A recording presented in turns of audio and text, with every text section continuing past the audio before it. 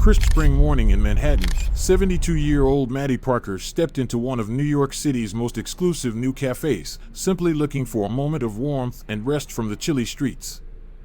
But instead of a welcome, she was met with an icy stare and sharp, cutting words from the cafe's owner, turning her quiet refuge into a humiliating public spectacle of cruelty and prejudice.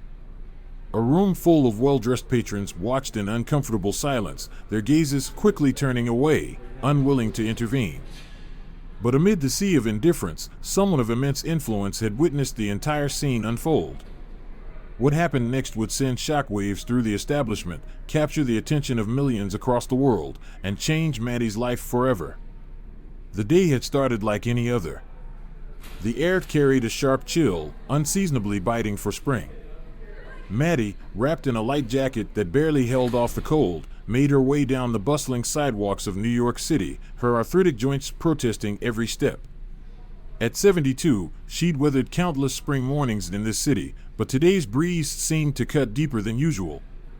The gray sky hung low, heavy with the promise of rain, while pollen floated through the air, tickling her throat and stinging her eyes.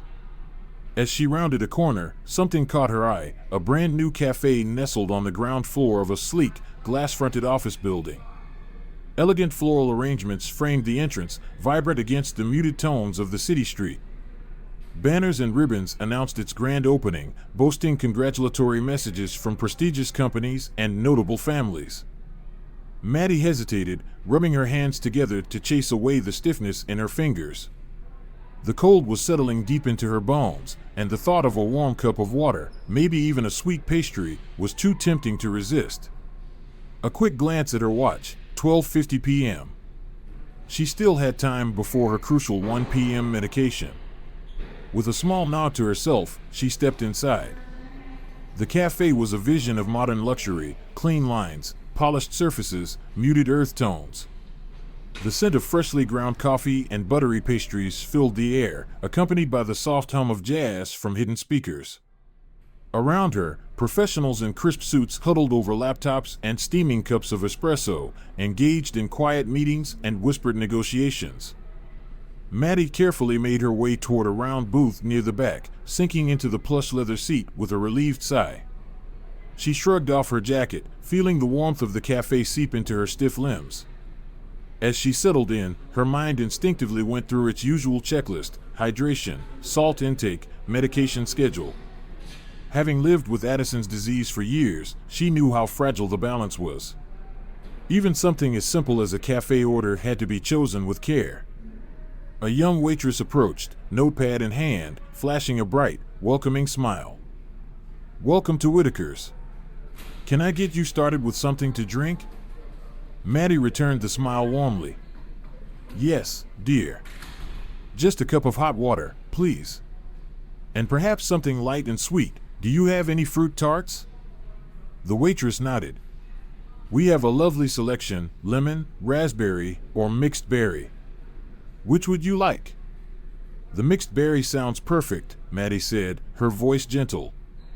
As the waitress turned to leave, she added, "Oh, and could I trouble you for an extra warm towel?" "Of course, ma'am. I'll be right back with your order." As the waitress disappeared, Maddie reached into her purse, retrieving a small pill bottle, a compact mirror, and a tube of lipstick. The routine was second nature by now: check her appearance, touch up her lips if needed, take her medication with a sip of water. These small rituals gave her a sense of control over a body that often felt like it had a mind of its own. Another glance at her watch, 12:58 p.m. Right on schedule. A small smile tugged at her lips. In a life filled with unpredictability, these little victories mattered. The cafe's atmosphere wrapped around her like a gentle cocoon. Maybe this place could become a new favorite spot, somewhere different from her usual haunts. She leaned back into the booth, letting the soft music and murmur of conversation lull her into a rare moment of peace. And then, the moment shattered. A sharp, deliberate clearing of a throat yanked her back to reality.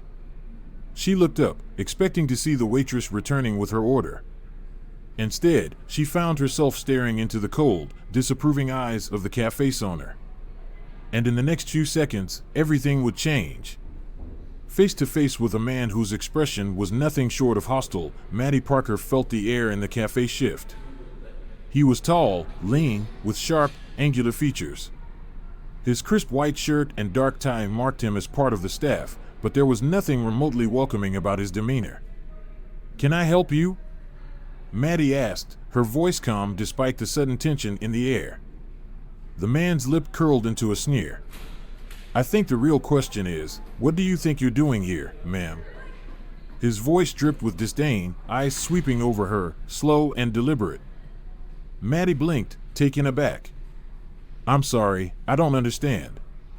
I just wanted a quick snack and some hot water." "Oh, I understand just fine," the man interrupted, tilting his head. "Your server mentioned you requested an extra warm towel." His gaze flickered with something unreadable, his sneer deepening. "We don't do special requests." Maddie nodded, not wanting to make a scene.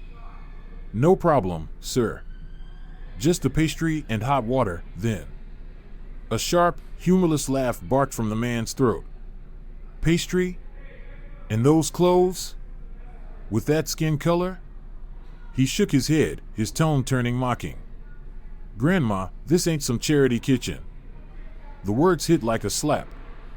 Maddie sat up a little straighter, drawing on decades of facing prejudice with quiet dignity. "Excuse me, sir, I can pay for my order." The man's smile widened, but there was nothing kind about it. He tapped the name tag pinned neatly to his chest. "James Whitaker, manager and owner." "At your service," he said, voice laced with thick sarcasm. Maddie took a steady breath. "Mr. Whitaker, I don't know what's prompted this behavior, but I assure you, I'm a paying customer just like anyone else." Whitaker leaned in slightly, lowering his voice. "Listen here. Your kind brings bad luck. You scare away real customers, the ones making business deals, the ones with real money. This isn't some dive bar or greasy spoon. We cater to a certain clientele. And you? You're not it." Maddie's heart pounded, but her voice remained steady. "Mr. Whitaker, I understand this is your establishment. But I have as much right to be here as anyone else. I just need to take my medication and have a small snack. There's no need for this unpleasantness." Whitaker's eyes narrowed. "Medication? What are you, some kind of junkie too?" "That's all we need." Maddie clenched her jaw. "No, sir. I have Addison's disease. I have to take my pills at a strict time, and I just need some water to do that. That's all." Whitaker waved a dismissive hand. "Save your excuses. I don't care if you've got 3 heads under that tacky sweater, you're not welcome here. There's an old cafe downtown where your kind usually goes. I suggest you take your condition there." A mix of anger and hurt swelled in Maddie's chest. She opened her mouth to respond, but before she could, the young waitress reappeared, carefully balancing a tray with Maddie's order. Time seemed to slow. Maddie barely had a second to register what was happening before Whitaker's hands intercepted the tray. "Sir, what are you?" the waitress began, but her words were cut off. With a flick of his wrist, Whitaker sent the tray's contents flying. The steaming cup of hot water arced through the air, spilling outward in a scalding spray. The small plate with Maddie's berry tart spun like a discus before crashing down. Pain exploded across Maddie's arms and face as the hot liquid struck first, burning into her skin. She gasped, hands flying up in a futile attempt to shield herself, but the tart followed, splattering across her pink sweater, its deep red filling leaving an ugly, staining trail. A strangled cry of shock escaped her lips. The cafe went silent. Every pair of eyes turned toward the scene unfolding in the back booth. Whitaker's face twisted into a mockery of concern. "Oh my, how clumsy of me." His voice dripped with false sincerity. "I'm so sorry, ma'am. Your appearance must have made me lose focus." Maddie's arms throbbed, the pain from the burns intensifying with every passing second. "Please," she managed, her voice tight with both pain and humiliation. "I need a medical kit. Some ice, at least." Whitaker's expression darkened, his fake concern vanishing in an instant. He leaned in, his voice low but razor sharp. A medical kit? For a little spill? Don't be so dramatic, old woman. If you need to clean up, use the restroom. Maddie's hands shook as she reached for her purse, desperate to salvage what little she could of her dignity. As she moved, her gaze flickered to her pill bottle. The water had soaked through, seeping inside. Her heart sank. Her expensive medication ruined. Tears burned at the corners of her eyes, but she refused to let them fall. She wouldn't give this man the satisfaction. Slowly, Maddie clutched the damaged pill bottle and pushed herself to her feet, every step feeling like a monumental effort. And as she did, she felt them. All those eyes. Watching. But not one voice spoke up. Not one hand reached out. Until suddenly, a chair scraped back.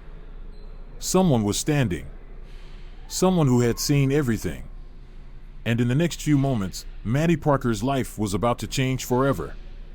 As Maddie Parker made her way toward the restroom, every step felt heavier than the last. The quiet hush that followed in her wake, water droplets trailing from her soaked sweater, felt almost louder than the cafe's earlier hum of conversation. Eyes followed her, but no one spoke. No one offered help. When the bathroom door finally swung shut behind her, she let out a shaky breath, leaning against it for support. The entire ordeal had lasted mere minutes. But in those minutes, something inside her had shifted. She looked down at her arms, wincing at the angry red splotches where the scalding water had landed. Her once neat pink sweater was a mess of water stains and smeared berry filling. But it was the pill bottle clutched in her trembling hand that sent a sinking weight through her chest. Those small white tablets, they weren't just medication. They were her lifeline. Carefully budgeted. Religiously taken. And now, because of one man's cruelty, that lifeline was in jeopardy. Maddie inhaled deeply, squaring her shoulders against the pain. She had faced discrimination before. Hardship. Cruelty. This would not break her. But first, she had to assess the damage. With a steadying breath, she turned to face the mirror. The woman staring back at her looked like a stranger. Her hair, usually neat, was disheveled. Her clothes, her favorite sweater, ruined. But it was her eyes that caught her attention. Beneath the exhaustion, the lingering shock, there was something deeper. Fear. And beneath that, a quiet, unwavering determination. She gripped the edge of the sink as a sudden wave of dizziness hit her, her knuckles whitening. Her gaze snapped to her watch. 1:20 p.m. Her stomach lurched. She was 20 minutes late for her medication. With Addison's disease, missing a dose wasn't just a minor inconvenience. It was dangerous. A matter of life and death. Stay calm, Maddie. Her voice was barely more than a whisper, drowned out by the pounding of her heart. With shaking hands, she examined the pill bottle. The label was smudged, peeling away from the plastic. And when she opened it, the acrid smell of dissolved medication filled her nostrils. Most of the pills had disintegrated into a pasty mess at the bottom. Maddie's mind raced. Replacing these wouldn't be easy. They weren't some over-the-counter vitamins. They were specialized, expensive, and crucial for her survival. The money she had carefully set aside for her prescriptions each month, gone. Another wave of dizziness crashed over her, stronger this time. She gripped the sink tighter, the edges of her vision blurring. Low blood pressure. Fatigue. The telltale signs. She knew what came next if she didn't act fast. Her wet sweater clung uncomfortably to her skin, the berry stains seeping in deeper. Maddie grabbed a paper towel, dabbing at the mess, but only succeeded in smearing it further. Pointless. Time was running out. With trembling fingers, she sifted through the ruined pills, desperate to find just one that was still intact. And then, finally, her fingers closed around a single tablet. Damp, but whole. One pill. One chance. Maddie stared at it in her palm, a tiny white speck that now represented her entire survival. She brought it to her lips, trying to swallow it dry. Her throat seized. She coughed, gagging as the pill caught. In desperation, she bent over the sink, turning the faucet on full blast, cupping water into her mouth to force the tablet down. When she finally straightened up, water dripping from her chin, she caught her reflection once more. Tears welled in her eyes. Not just from pain. Not just from humiliation. But from anger. This wasn't just about a ruined meal. A ruined sweater. This was about dignity. And someone had taken that from her. She wiped her face roughly, forcing herself to stand tall. She smoothed down her sweater, adjusted her hair, gathered every ounce of composure she had left. Because no matter how much they had tried to make her feel small, she would not leave this place broken. As she stepped out of the restroom, the icy blast of air conditioning hit her damp clothes like a physical blow. She shivered, wrapping her arms around herself, but kept moving forward. The cafe was still bustling, conversations continuing as if nothing had happened. But Maddie knew better. They had all seen.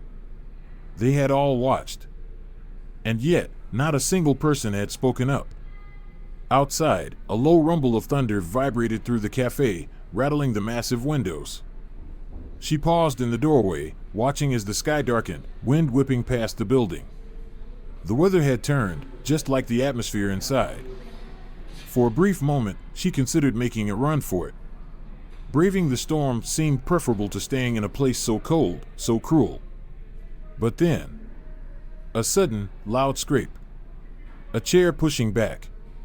Someone was standing up. And in that moment, Maddie Parker's life was about to change. Forever. As Maddie stepped back into the dining area, her eyes instinctively flicked toward her old booth. But it was gone. Not physically, of course, the booth was still there. But now, it was occupied by a well-dressed couple, deep in quiet conversation, completely unaware of the humiliation that had played out in that very seat just minutes ago. Maddie exhaled slowly. Of course. Whitaker had given away her table, another calculated move. Another way to remind her just how unwelcome she was in his establishment. Her gaze swept the room, looking for a place to sit. Somewhere out of the way. Somewhere safe. Finally, in the farthest corner of the cafe, she spotted an empty booth. That would do. Moving carefully, trying to avoid drawing attention, she crossed the cafe floor. As she slid into the seat, a shiver ran through her body. The air conditioning. A steady stream of cold air blasted down from the vent above, making her damp clothes cling even tighter to her skin. Her teeth chattered involuntarily. Just one more cruel twist to an already miserable day. For a brief moment, she considered asking the man at the neighboring table if they could swap seats, just to get out of the direct line of the freezing air. But then she hesitated. The memory of Whitaker's hostility was still fresh. Any attention on her could invite more confrontation. So instead, she hunched in on herself, wrapping her arms around her body in a feeble attempt to preserve what little warmth she had left. She could leave. The thought nagged at her, pulling at the back of her mind. Just walk out. Never come back. But then she glanced toward the windows. The sky outside had darkened, heavy with rain. Wind howled past the glass, rattling it in its frame. And more importantly, her body was still reeling from the medication delay. Her heart pounded weakly. Her limbs felt heavier than they should. No. She couldn't leave. Not yet.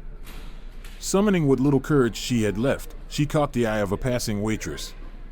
Not the kind young woman from earlier, this one was older, with a tired but kind face. "Excuse me," Maddie called softly, her voice trembling slightly. The waitress hesitated, then approached. There was weariness in her eyes, word had spread. "Yes, ma'am?" The woman's tone was cautious, but not unkind. Maddie mustered a smile, trying to project calm despite the turmoil bubbling under her skin. "I'm sorry to trouble you, but the air conditioning is blowing directly on me. My clothes are still damp, and I'm feeling quite chilled. Would it be possible to adjust it slightly?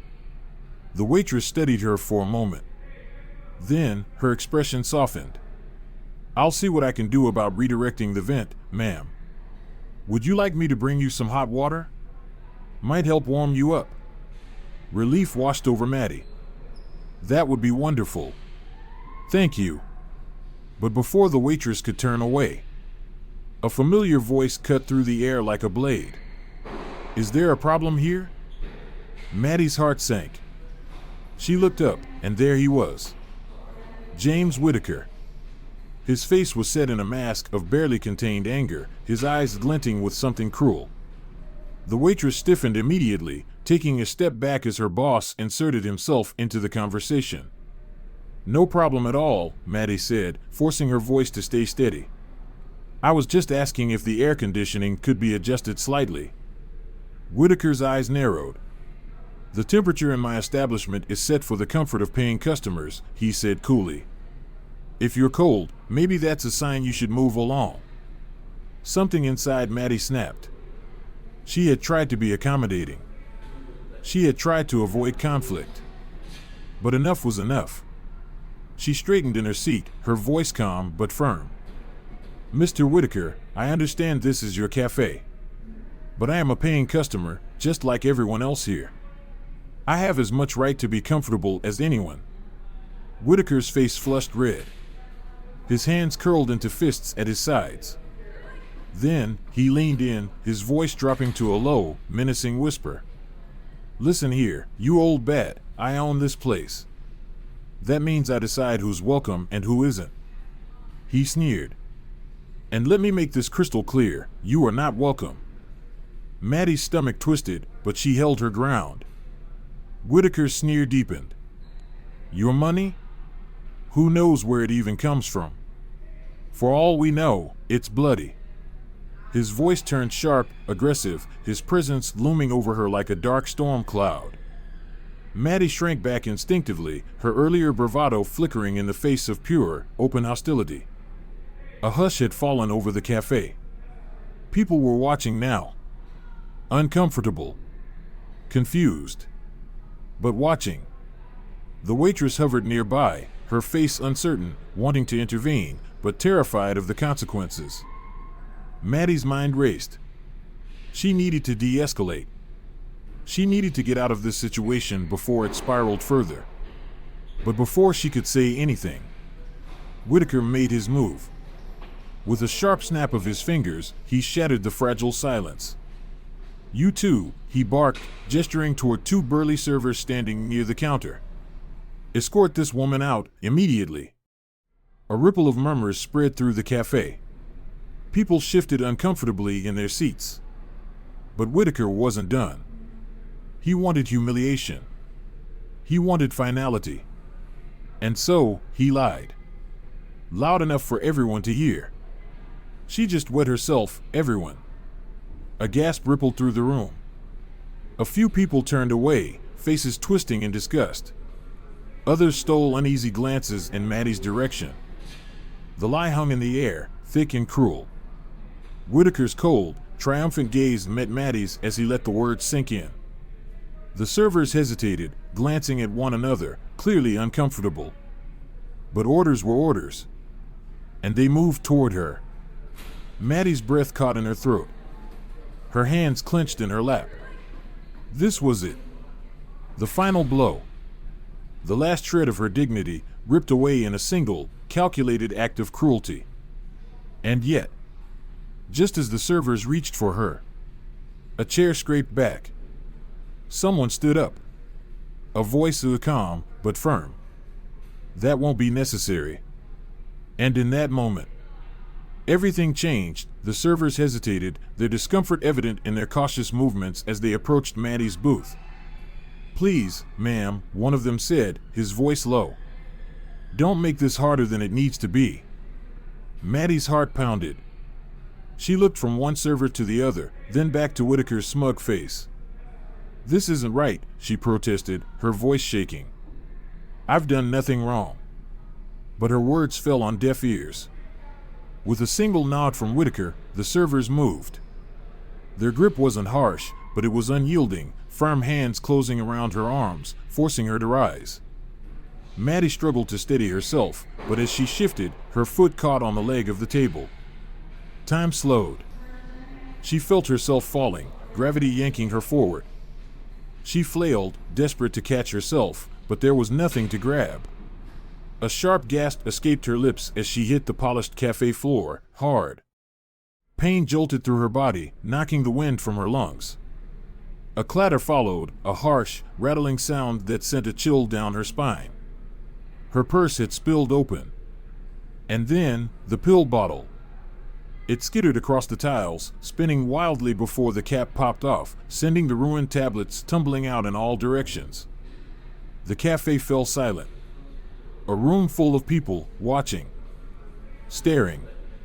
No one moved. The only sound was Maddie's labored breathing and the soft, hollow plink of pills rolling across the smooth floor. Maddie squeezed her eyes shut, fighting back the burn of tears. All her years. All the hardships. All the moments of quiet dignity in the face of cruelty. And yet, nothing had ever made her feel as utterly helpless and exposed as she did right now. The servers stood frozen, horrified by what had just happened. Even Whitaker seemed momentarily caught off guard, though it took seconds for his expression to harden back into cold disdain. Well, he snapped at the servers. Don't just stand there, get her out of here. And then, a new voice cut through the tense silence. That's quite enough. Heads whipped around at the sound. The tension in the room shifted. People leaned forward. Eyes widened. And then, whispers. Because everyone recognized that voice. Striding purposefully from the back of the cafe was a face known to millions. Johnny Depp. Gasps rippled through the crowd. Phones appeared in hands, some discreet, some not. But Depp? He didn't acknowledge the stir he was causing. He wasn't here for them. His focus was entirely on the scene in front of him. And as he approached, his eyes met Maddie's. There was no hesitation. No question. Only kindness. He dropped down to one knee beside her, offering a steady hand. Are you all right, ma'am? His voice was low. Steady. Gentle. Maddie stared at him for a long moment, too stunned to speak.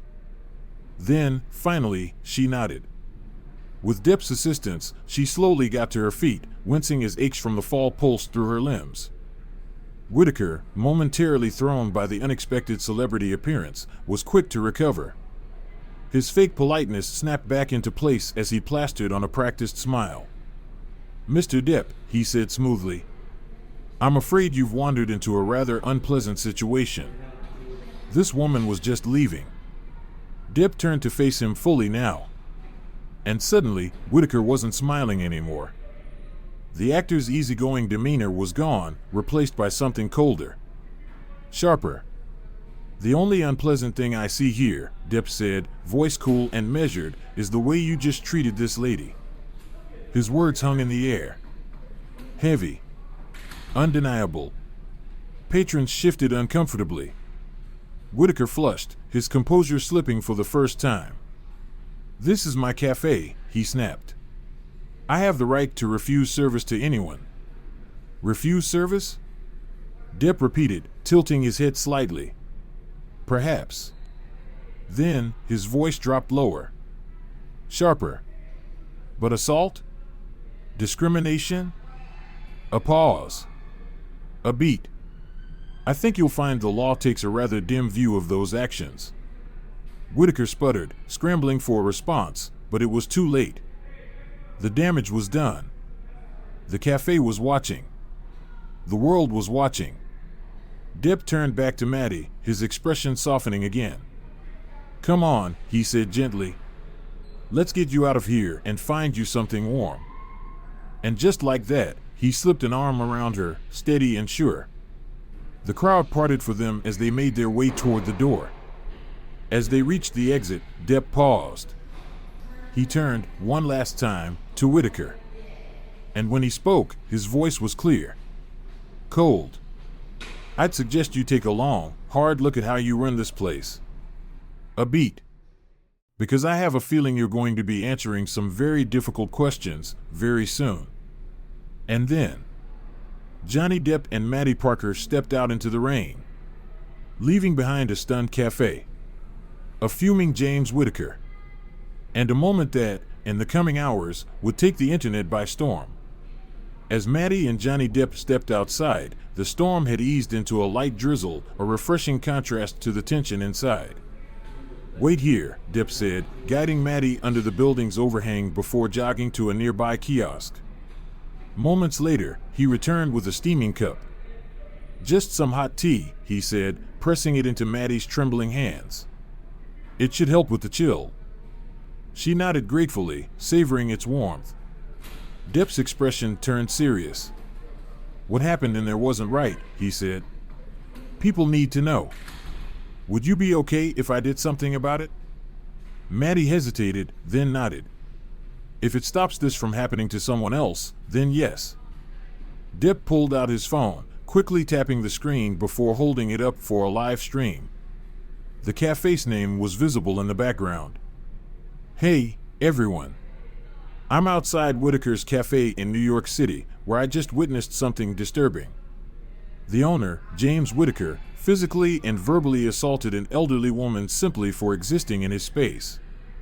As he spoke, Maddie watched in amazement. People on the street slowed, recognizing him. Phones appeared, recording. Within minutes, the first fans arrived, amplifying the moment with their own live streams. Then, the media vans came. Reporters rushed in, setting up cameras, microphones, and lights. Traffic slowed as drivers craned their necks to see the commotion. Amid the growing chaos, a sleek black car pulled up. Two men in suits stepped out, moving with practiced efficiency. Mr. Depp, one said quietly, "We should get you to a secure location." Depp nodded, then turned to Maddie. "They'll make sure we're safe. Are you ready to go?" She glanced back at the cafe, where Whittaker's pale face peeked from behind the blinds. Squaring her shoulders, she nodded. "Yes, I think I am." With security clearing a path, they slipped into the waiting car. As the doors shut and the city's noise faded, Maddie felt a wave of relief. For the first time since stepping into that cafe, she felt safe. Through the tinted windows, she saw reporters swarming the entrance, cameras flashing. "This won't be swept under the rug now," Depp said, his voice calm but firm. "It won't undo what happened, but it might stop him from doing it again." Maddie nodded, emotion swirling. As the car pulled away, she glanced at the man beside her, her unexpected champion, stepping into her life at just the right moment. The city blurred past, rain streaking the windows. A comfortable silence settled between them until Maddie finally spoke. "Mr. Depp, why? Why did you care so much about helping someone like me?" Depp's expression softened, a hint of sadness in his eyes. "Someone like you," he repeated gently. "You mean someone deserving of respect and dignity?" He sighed, gazing out at the rain. "My mother was a waitress for most of her life. We didn't have much, and I saw firsthand the prejudice she faced. No matter how tough things got, she never lost her dignity. But I saw how much it hurt when people treated her as less than." Maddie nodded. "That kind of pain leaves marks, the kind you can't see." "Exactly," Depp agreed. "In my work, I've been both celebrated and judged. I guess that's why I have a deep respect for people who face unfair treatment every day." A moment of quiet passed before Maddie reached into her purse, pulling out the damp, ruined pill bottle. "This is what started it all," she said, voice catching. "I have Addison's disease. These pills aren't just medication, they're my lifeline." Depp took the bottle, his expression serious. "I've heard of Addison's, but I don't know much about it."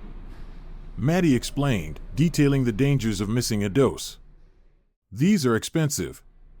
I budget carefully each month to afford them. When Whittaker threw water on me, he didn't just ruin my clothes, he put my health at risk." Without hesitation, Depp reached into his jacket and pulled out a checkbook. "Miss Parker," he said, using her name for the first time, "I'd like to help, if you'll let me." Maddie's eyes widened as he handed her the check. "Mr. Depp, this is far too much. I couldn't possibly." He raised a hand, smiling gently. "Please, use what you need for your medication. And if there's anything left over, maybe treat yourself to something nice. After today, you deserve it." Tears welled in Maddie's eyes as she clutched the check. "Thank you," she whispered. "I don't know what else to say." Depp's tone lightened, a playful glint in his eye. "Now then, madam, where shall I whisk you away to? Your doctor? Or straight home?" Maddie chuckled. Home would be nice. As they pulled up to her modest apartment building, she hesitated. This was her world, a far cry from Depp's life of glamour. "This is me," she said softly, resting a hand on the door handle. Depp studied the building with interest. "Old places like this have stories to tell," he mused. Maddie smiled. "Oh, if these walls could talk." As they stepped out, movement near the entrance caught Maddie's eye. A lanky teenager paced near the door, checking his phone with growing frustration. "Oh my," Maddie said. "That's my grandson, Michael. I forgot he was coming by to help with groceries." Michael, oblivious, tried the door again before throwing up his hands in exasperation. Depp grinned. "Looks like someone's not thrilled about being locked out." As they approached, Michael turned and froze. His jaw dropped. "Gran, are you with?" Depp raised a hand in a casual wave. Michael nearly choked on air. Maddie chuckled. "Hello, dear. Sorry I'm late, it's been quite an afternoon." Michael's gaze darted between them. "Gran, what happened? Are you okay? And why is?" "It's a long story," Maddie said, unlocking the door. "Let's go inside, and I'll explain." As they entered, Michael shot one last glance at Depp, all still written all over his face. "Mr. Depp, I'm a huge fan. Pirates, Edward Scissorhands, Sweeney Todd, I've seen them all." Depp smiled. "Thanks, Michael. Your grandmother is quite the lady, you know." Michael nodded vigorously. "Oh, I know. But, did she win a contest or something?" Maddie gave him a look. "Michael, dear, why don't you help me inside? Mr. Depp needs to be on his way." Depp nodded, understanding. He reached into his pocket, pulling out a business card. "If you ever need anything, Miss Parker, don't hesitate to reach out." Michael hesitated. "Wait, did any money change hands? Because if it did, we should talk about investments or—" "Michael." Maddie's tone ended the conversation. Turning to Depp, she offered a warm smile. "Thank you again, Mr. Depp. You've been far too kind." With a final wave, Johnny Depp returned to his car, disappearing into the city as Maddie and Michael stepped inside. As they settled in, the TV flickered on. Breaking news: Johnny Depp exposes cafe owner for discrimination and assault against an elderly patron. Michael's eyes widened. "Gran, that was you?" Maddie nodded. "It wasn't how I expected my day to go, that's for sure." Michael stared at her, admiration shining in his eyes. "Gran, you're amazing." And for the first time that day, Maddie felt it too. Sometimes, the world surprises you. And sometimes, a single moment can change everything.